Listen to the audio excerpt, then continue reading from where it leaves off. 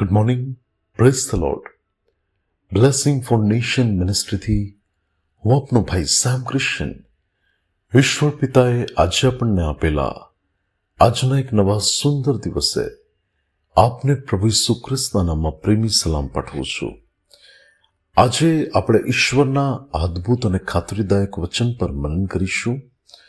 પહેલો કાળ વૃતાંત એનો 16મો અધ્યાય એની 34મી કલમ. ત્યાં લખ્યું છે, યહોવાનો આભાર માનો, કેમ કે તે કૃપાળુ છે, કેમ કે તેમની દયા સદાકાળ ટકે છે.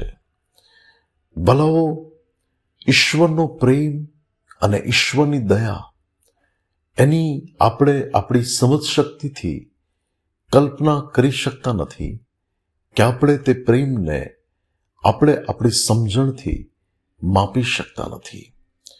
ઈશ્વરનો પ્રેમ એ તો અનંત પ્રેમ છે.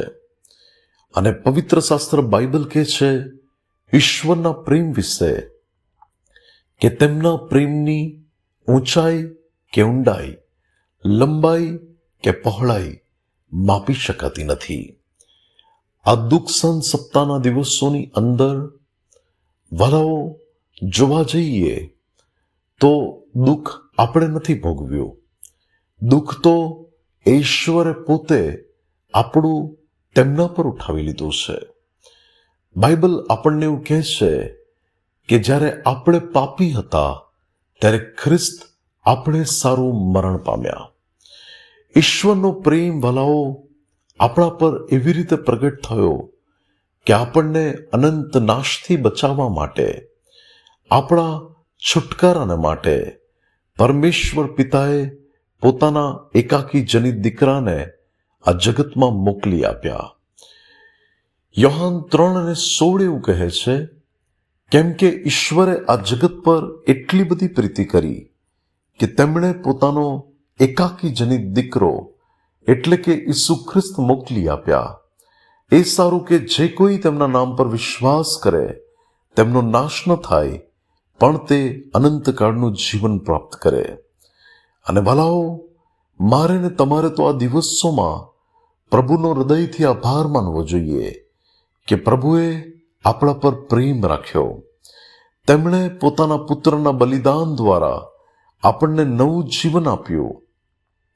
અને એ તો એટલા માટે કરવામાં આવ્યું કે એ તો ઈશ્વરની કૃપા છે, એની દયા છે જે સદાકાળ ટકનારી છે, જેમાં પ્રભુએ એ બાબતો વિચારી કે આપણા જીવનનો નાશ ન થાય, આપણને નવું જીવન પ્રાપ્ત થાય.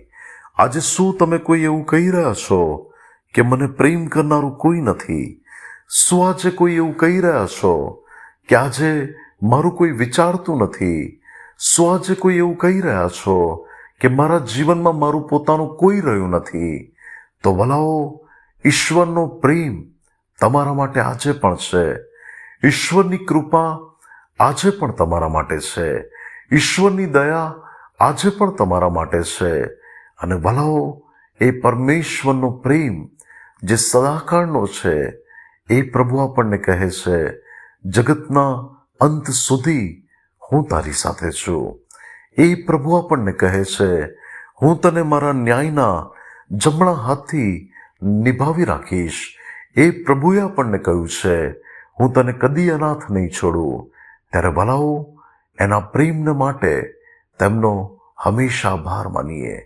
જે પ્રભુ ઉભા અને આળા લાકડા પર, વધસ્તંભ પર મારા ને તમારા માટે વિંધાઈ ગયા, જે પ્રભુએ પોતાનું નિષ્કલંક લોહી મારા ને તમારા માટે વહેવડાવ્યું, એનું કારણ એ હતું કે તેની કૃપા, તેમની દયા આપણા માટે હતી અને આજે પણ છે અને આવનાર સમયોમાં અને પેઢીઓમાં પણ રહેશે. પ્રભુ આજના પવિત્ર વચન દ્વારા આપણને આશીર્વાદિત કરે. આવો પ્રાર્થના કરીએ. સ્વર્ગીય પ્રેમી પિતા પરમેશ્વર, આજના પવિત્ર વચનને માટે તમારો આભાર. ઈશ્વર પિતા, મારી પ્રાર્થનાને મારી વિનંતી છે કે તમારા પ્રેમને માટે હંમેશા અમે એક આભારી હૃદય રાખીને ચાલીએ, તેવી તમે કૃપા થવા દો.